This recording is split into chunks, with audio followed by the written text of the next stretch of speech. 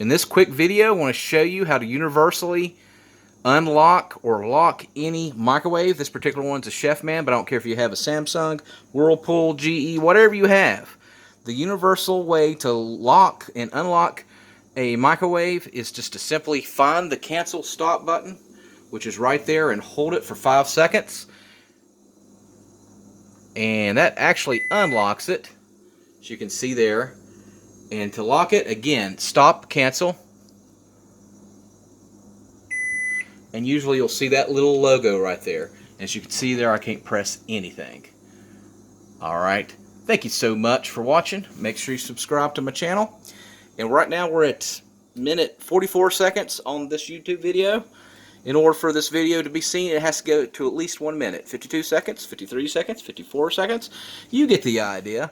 Don't you love YouTube? You learn everything that you want to. I know it's probably daylight savings time where you're at, and you're either pushing your clock forward or backwards. Remember, in the fall, you fall back an hour.